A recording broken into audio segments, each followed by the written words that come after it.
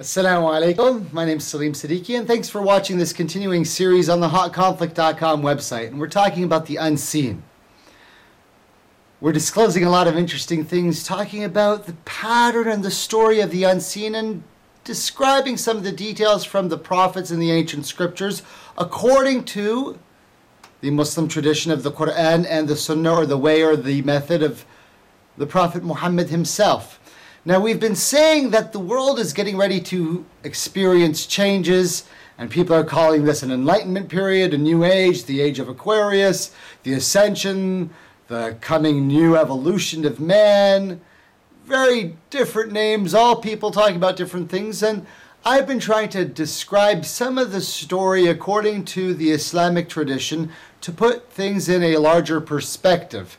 Now, various people are using different methodologies, and it is sometimes a little bit funny to me that I'm speaking using open information, common sense knowledge, and religious texts that have been known and not secret, but just misunderstood or not well publicized, but available for hundreds and thousands of years.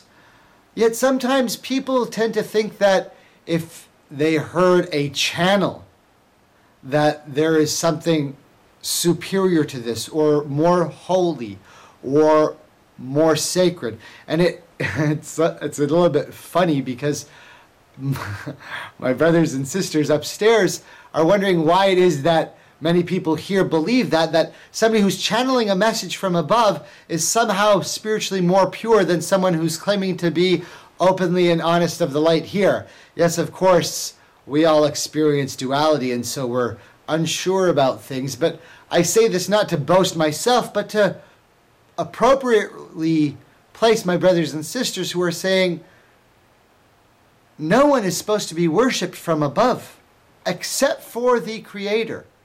They have not come here seeking worship, seeking devotion.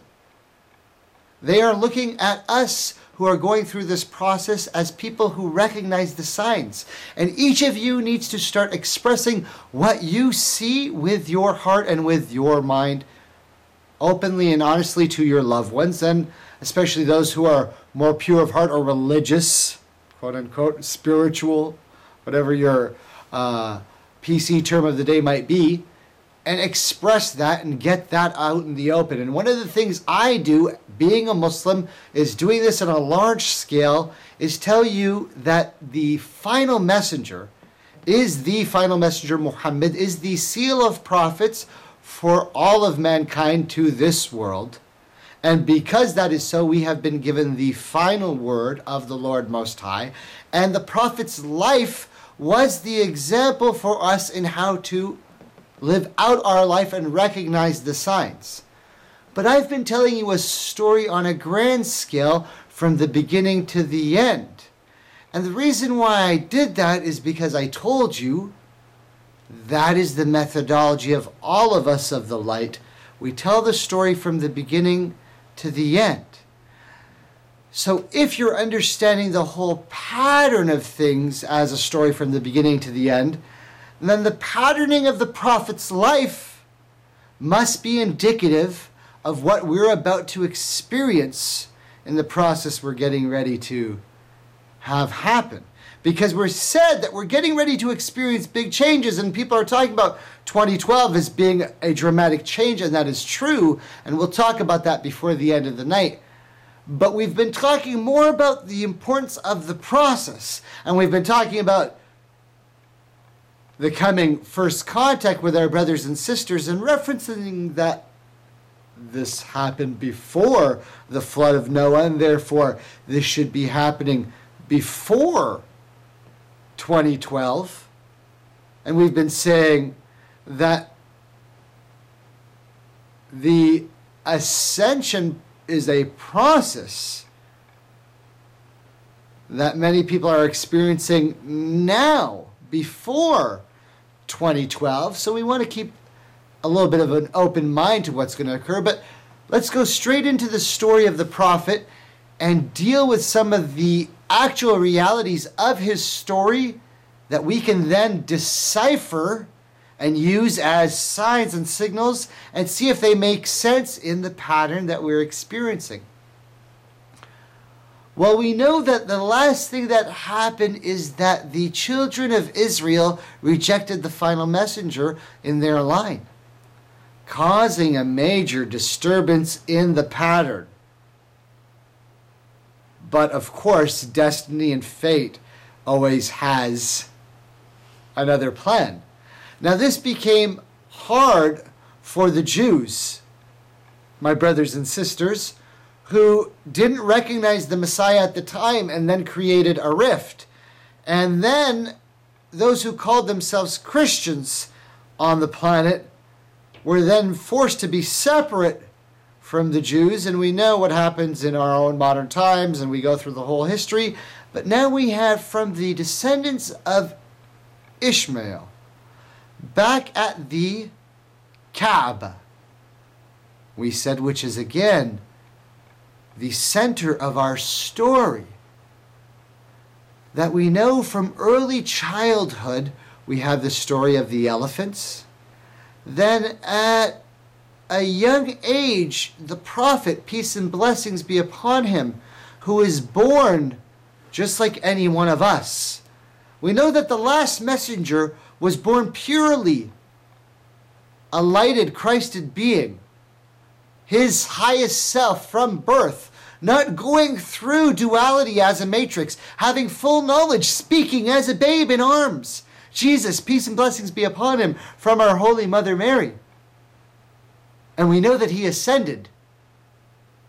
So there's some weird, wild stuff going on, brothers and sisters.